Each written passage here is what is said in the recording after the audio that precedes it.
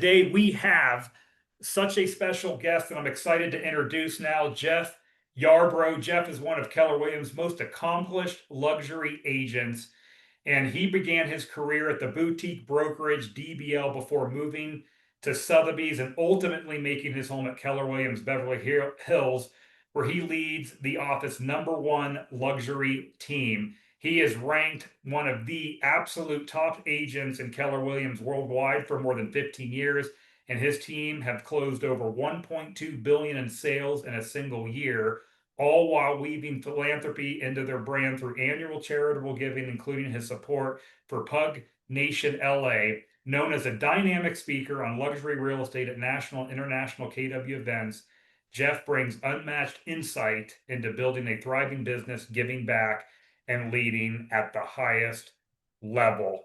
Jeff, welcome to the chat today. Thank you. Hello, everybody. When I'm talking, if you want to pop a question into chat, that'd be great. Just because sometimes I'll go kind of off the chair rail onto topics that I'm really interested in, and you may not. By the way, I want to correct this. We've never done 1.2 billion in sales in a single year. That's our entire office, which is comprised of, at any given time, around 500 agents. Just as an example, our team in September, you were talking about September numbers, which I think give us a little more ground beneath our feet. We closed 25 million in September for a total GCI of around $500,000. So that, and I think that was 6 sides. So that's more the cadence of our team in terms of production. That's amazing. And so, Jeff, tell me, I got to ask you, are you a skier or snowboarder by chance? I was, until a doctor told me if I ever get on a pair of skis again, he's not going to treat me anymore. Oh, really? Maybe you should find a new doctor. Maybe I should. No, I Well, skied so growing up. I was a member of ski club when I was in elementary school and also into high school. Some of my most formative years were spent in Volkswagen vans driving from Southern California to Mammoth Mountain with a bunch of kids and sleeping in cabins and bunk beds. And it was a wonderful part of my upbringing in the winter. So are you from California? Yes, from Central California. Yeah. Okay, so born and raised. Yeah. Okay, and what did you do before you got into real estate, Jeff? I was in a Columbia graduate in English literature and went on to work as a magazine writer and editor, mostly in the celebrity space. And around the late 90s, something happened in the world. It was called the World Wide Web. And so writers were devalued immediately. You think about it now with AI, what's happening in so many spaces of business, not just journalism or creativity spaces, but all across the board. I mean, we're using AI every single day. There's not a day now that goes by that I don't use it to do something. I mean, I was up all night helping buyers and sellers every 10 minutes closing luxury transactions. Apparently, that's what we do at Keller Williams. So, but no, I left that field because, basically, money was becoming a problem in that space dramatically. So I rolled into real estate because it was something I'd always had a passion doing and had been working with a contractor, an investor, and a couple of designers who were friends, and just sort of watching them flip properties in LA. And so it was a logical transition for me. That was in And 2002. So I'm in my 23rd year. We were looking the other day, it's my 19th year at KWBH. So the vast majority of my time has been as a KW agent, a KW luxury agent. And personally, I've closed 784 million. it's amazing. And tell me just briefly, Jeff, when you say that you're using AI consistently in your business, what does that look like?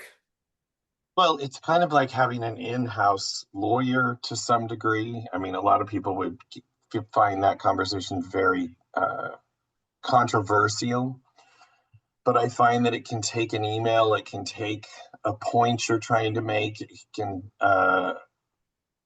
something to add to our contracts in terms of an addendum and give you examples of language that can head a certain direction, either be stronger, more legalese, softer, more cooperative. Um, I have several voices in my head. I know that sounds strange, but I can write in several voices depending on what I want to convey. Um, I only speak in one, but I find AI makes that an easy shortcut. And in the luxury space, I'm dealing with business managers, lawyers, accountants, advocates of clients, partnerships, LLCs, you know, S corps. There's multiple people involved in one transaction. I just closed a deal for 15.5 this in the month of September, and there must have been 6 or 7 people on my side of the deal that were not agents.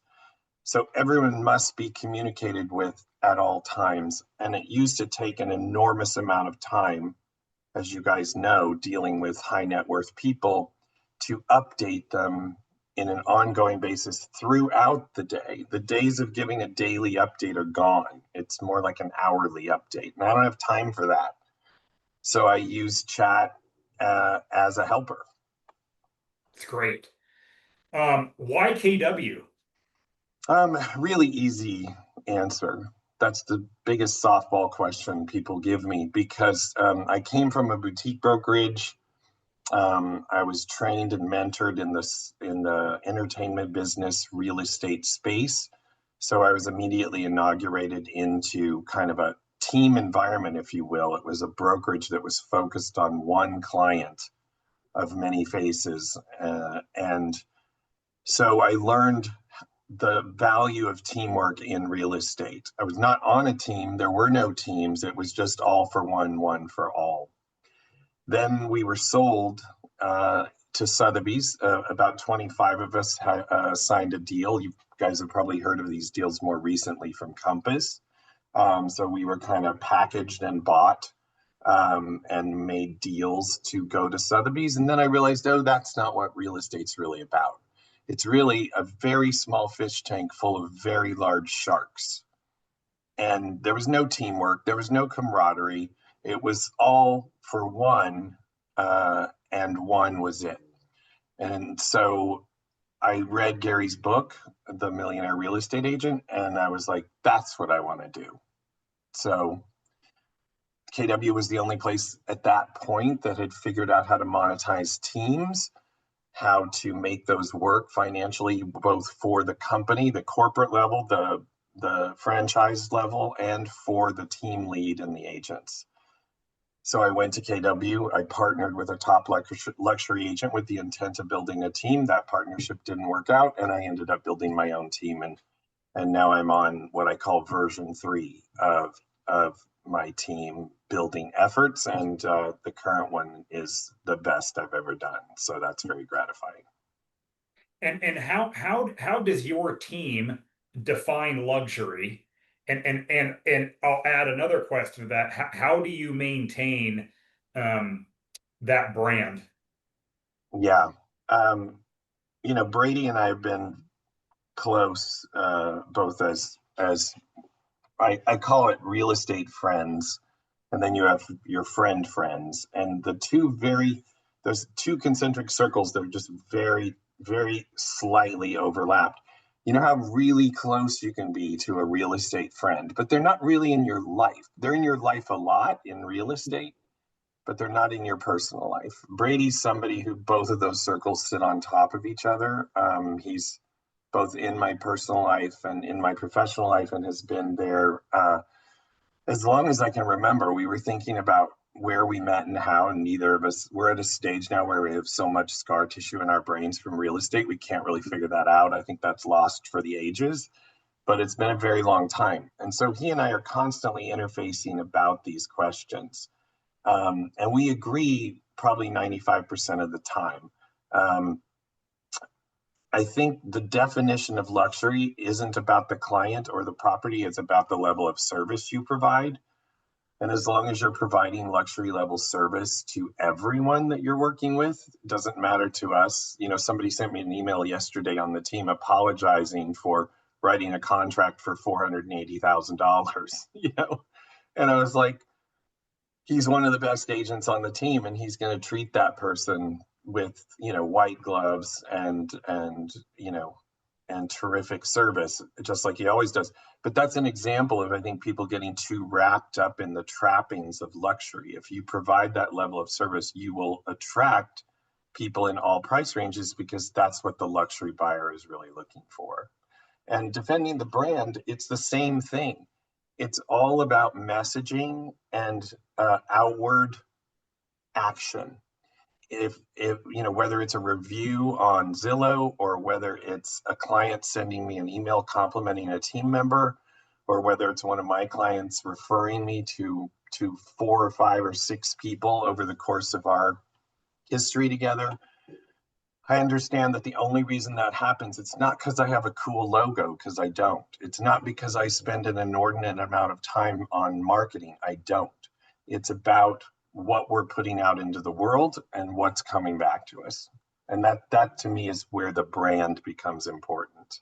Is when someone says Jeff Yarbrough Group. Oh, do you know Jeff from Jeff Yarbrough Group? Oh, yeah, that luxury team. Well, that's a perception they have, not a perception that is 100% accurate or something that we have tried to push. And how do you believe separate how do you believe for an average agent who maybe wants to sell luxury, maybe they've been in a mindset of helping first time home buyers, or they really haven't got into the luxury space. What do you think they need to do to differentiate themselves? Yeah, again, I mean, it can be strategic, but it's also service oriented. I think people ask me all the time when I speak around the country, especially at the big events like family reunion. How do I become a luxury agent? And this could be, while I'm playing blackjack, they'll come up and sit down next to me. Which, please don't do that if you see me at the blackjack table. But I have enough to focus on. But people do, and I always say it's looking at who's around you, assessing who the people are that you feel that you can provide excellent service to, possibly in a different way than another realtor, and attaching yourself to the people who maybe aren't in the luxury space, but you can grow with them. I hate to say it, but if you start in this business at 60, it's like starting in this business at 20. You're not going to have a deep bench of clients to sustain the next 10 years. But if somebody does start at 20 or 25, they're going to spend the next 5 years, 7 years building with those people in their sphere, in their age group, who hopefully, some of whom are going to become top earners, and they'll just grow with them. That to me is the way to do it, is to work with people who can provide you a path to working in luxury. You can't just forge it yourself and sit in luxury open house and become a luxury agent. I don't know why I'm so blurry. Sorry about that. I didn't do that on my end. So what I'm hearing from you is it's not necessarily just jumping right into selling or representing listings that are luxury homes Yeah. or those buyers. But if you have a first time home buyer and they have an upward trajectory in their career path and their vision for their own life, that first time home buyer eventually is going to buy something at a higher price point. They're going to sell their existing home and they're going to grow, especially if you're a younger agent and your sphere of influence might be a younger generation, to not dismiss those transactions or those relationships, because those are tomorrow those individuals are tomorrow's real champions perhaps. Yeah, absolutely. If you dismiss those, you'll be stuck with pretty much no trajectory. I mean, for example, that deal that I closed this month for 15.5, I picked him up 20 years ago at his apartment on a little, sort of downtrodden street in Hollywood, to go show him property. And since then, I've done 6 sides with him, and his now wife, then girlfriend.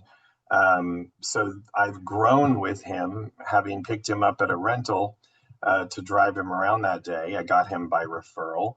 And I thought, this dude's really smart. He went to Harvard and he wrote for Saturday Night Live and he's really funny and he seems like he might know some people. So yes, there's an element of quantifying and qualifying who these people are and how you can interact with their lives, become a service professional. I always say we're one step below the hairdresser because they don't see us as often, but we must provide a great haircut every time. And if you do that, you can grow with them, but it's got to be strategic. I mean, I think you guys, where you are, have a great opportunity because there's, you saw California was the highest in luxury sales. It's also like the 5th strongest economy in the world. It belies that statistic because if it isn't the top, then we're in big trouble, But I mean, your market is so concentrated and so, layered. It's interesting because I own a house in Palm Springs as well, and that economy is similar to Vail. It's driven by the tourism. There's a very high-end clientele that comes into town during certain months of the year, and the rest of the year is service professionals. So I would think if I were in a market like that, I would kind of have a dual business plan, one for the high end and one for just the working professionals and making sure I'm servicing them as well. Interesting. And tell me about, as you've grown, you came into KW because of the team mindset Mhm. and the ability to grow a business that's bigger than yourself and your own book of business. What are some of your standards that you lead by? Gosh, is anybody on here from my team? Blake, are you here? They're probably on I'm mute. here. Yeah. Okay. Do you want to answer that? You answered it the other day in terms of standards. Blake is my director of operations, by the way. Yeah. I think a lot of it just comes down to like how we're kind of communicating with the world, with like clients and other agents in the deal. Anybody that we're coming in contact with, like there's like an expectation about like the professionalism that we have. Doesn't Blake look like he's from Colorado? The Um, beard. He actually I am from is. Colorado, funny He enough. is Yeah. from Colorado. So, yeah, it's absolutely about the outward, uh, that, keeping the standard high from within, which then presents itself in an outward capacity. And that's what people feel. I mean, there's so many stories, but the second version of team building that I did was I decided to use a name that was not specific to me because I felt like team members want ownership, right? I mean, they want to feel like it's their brand as well. And I don't have the kind of ego that's built around, oh, it has to be me, it has to be my name. So we built something called LA Lux Group. And, the agents came to me kind of halfway through when we were pretty successful 2 or 3, 4 years in. And they're like, can we change the name to Jeff Yarbrough Group? And I was like, why? And they're like, because we have to explain what LA Lux Group is. And then we have to explain who you are and that you're the founder of it and that they should work with me as a new agent because of you, the founder of LA Lux Group. And they just felt that the the Venn diagram that they had to construct to the outside world, even in the agent to agent space, was too complex. So that was the first time in the third version of team building that we used my name. And my name is only as good as my reputation. So I have to be super careful about how I interact with the world to keep my reputation as something that they can then in turn monetize and gain value from when they're in a negotiation, perhaps, or trying to get a showing with a luxury agent who really doesn't do showings unless they know you. All HUD legal reasons aside, there's a lot of agents that are very protective of who they let in and who they don't. Interesting. And having this big team, a question that I just thought of. There's this popular cultural buzz term that everything's about work-life balance, and I've also heard the flip side of that coin, that when you're maniacal about being successful, that there really isn't much balance in life, that you really have to focus on a few things at a high level of degree. Do you find that you have good balance in your life? Oh, absolutely not. Um, um, Look,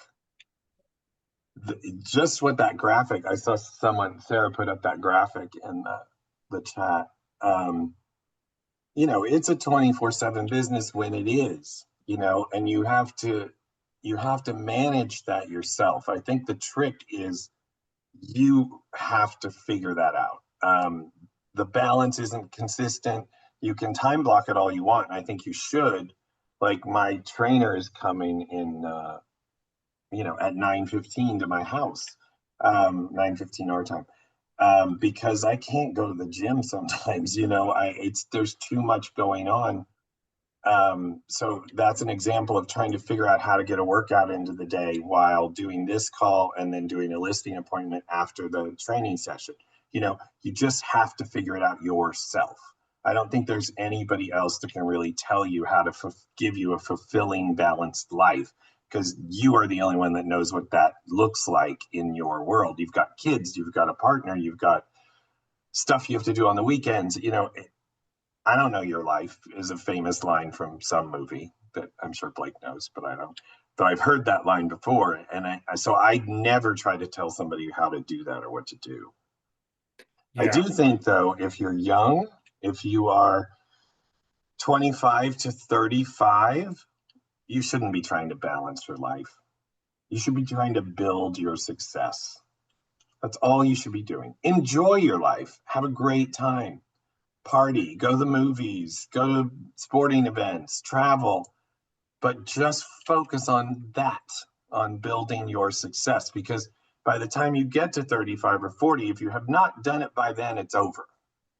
So you're just going to be the average producer from then on for the rest of your life. You'll fall into one or two whales, but there's going to be no consistency. So if you don't take a hold of it during that decade, forget it. And the best thing to do is attach yourself to someone like me or one of my compatriots who run a great team, and learn from them and take what you can from them. Just suck them as dry as you can. Provide a lot of value for them so they see you in a sea of 15 or 20 people and start to pour into you. If you don't do that, again, it's up to you. It's just levels of what do you want, really. Right. And I know my personal experience throughout my life, and other agents that I'm close with have also come to a truth as I've gotten older in my mid 40s. It's nice making money, but it never feels as good making money than it does to give it away. It's much more rewarding as I've gotten progressed in my career throughout life, to be of service and to have a service mindset, but also to give back. How do you and your team give back? Yeah, I was we're a member of, we're partnered with Place, which is Ben Kinney and Chris Suarez's back end support and technology company. And, Ben talks a lot about giving back, a lot about balance. On the operator call yesterday, which we sit for an hour and talk as the operators of 300 some teams around the country and the world, we were talking about exactly this. Like, some people had not identified that. And I find that really fascinating. There's nothing wrong about that. In fact, it's kind of exciting that they realize that uh, they haven't figured that out yet. Either that charitable aspect, that giving back to their community. Look, I think it's kind of, it's a no-brainer in real estate. We are in a business that is about a fundamental, primal scenario, which is shelter. The cave people needed a cave to get away from the saber tooth. And essentially, I see that in almost every deal I do. Whether it's a rich person, a rock star, a movie actor, they can become unhinged in a deal because I think their primal brain starts to take over, because it's about protection, it's about solitude, it's about rest, it's about enjoyment and thriving when they are in that home. So I think it flips a switch, and it's why I say a real estate deal in the high end can bring out the worst or the best in people. And I think that's why. So I always think about that. So if our business is about shelter, then we should be also, we're taking money for that. We're making sometimes six-figure commissions because of doing that, getting people into homes.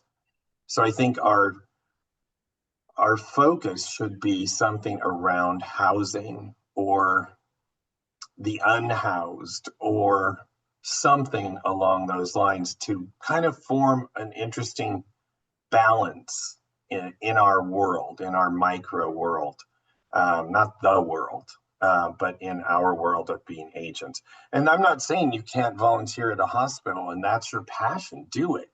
But if somebody's trying to figure it out, like that's why I'm involved in animal rescue, because they need homes too.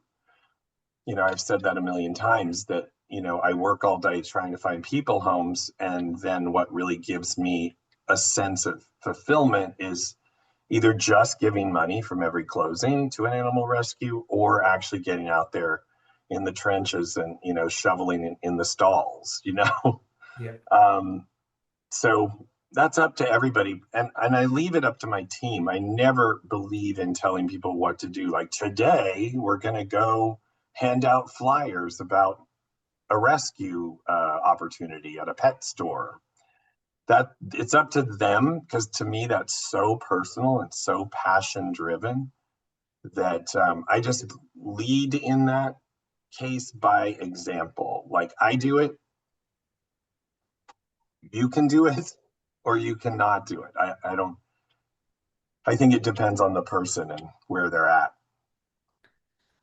That's amazing. And in the sake of time, everyone, I just want to open it up. Does anyone in our call today at the lift have any questions for Jeff? Anything we didn't cover that you'd like to know?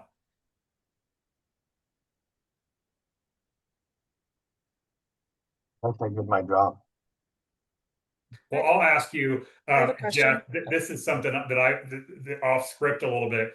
Either business and life, your choice, or both. What is the greatest lesson you've learned?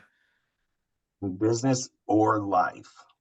Or a few great lessons you've learned? Well, one thing I always think about is, and this has nothing to do with current technology, but I'm always fascinated that how, if you're at all sort of known in a community, that you're being watched. Like everything you do is being clocked by somebody.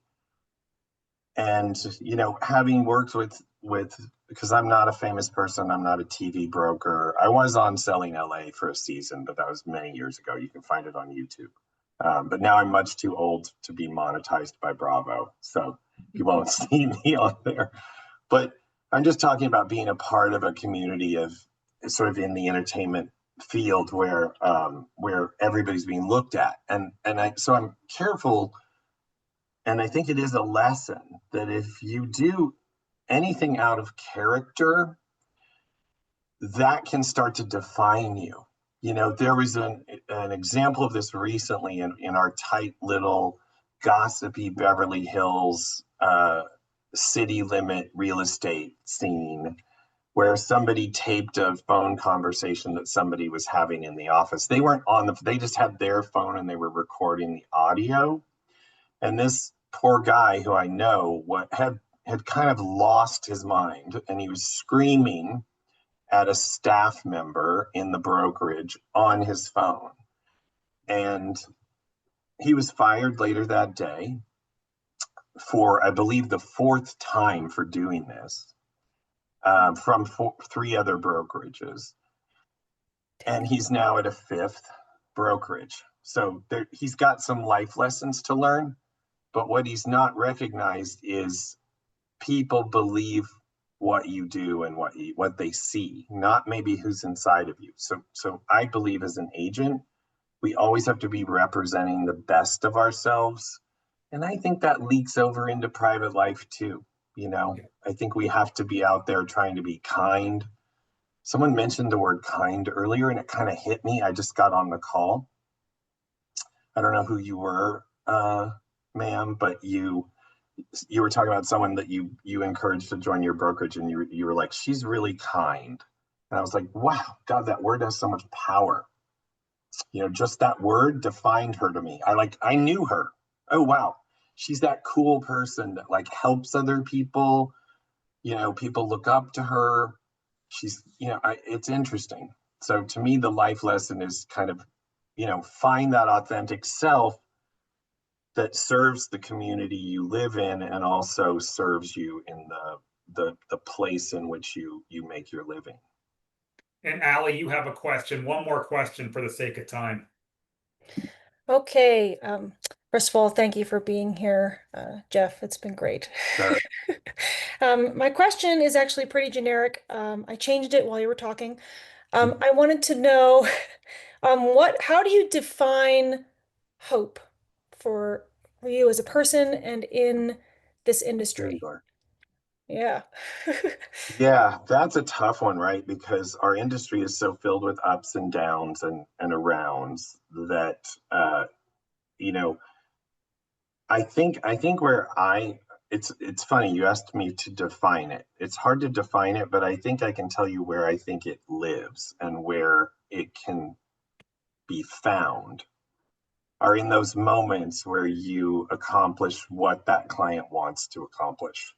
And that always makes me hopeful for the next deal and the next deal and the next deal is when I see them maybe tear up, you know, when you hand them the key, or just get so excited that the deal is done and they got what they want, and now it's time to sell my house. You know, I think it's the excitement of what we do, and again, I think that goes back to what we do is so fundamental and so base. You know, you talked about base camp, which I loved. All your terms were ski terms, so at least I felt I knew what you were talking about, having skied a lot as a kid. But I think at the base, at the core of it all, I think what we do is super important. I think people undervalue and overlook the processes that we are walking people through. Um, it's not easy. It's not easy all the way up and down the food chain for them, and that's why I think being a luxury agent is actually simply understanding, respecting how difficult that process is, and providing support and knowledge and direction and advice to them through that transaction. That's great. Thank you.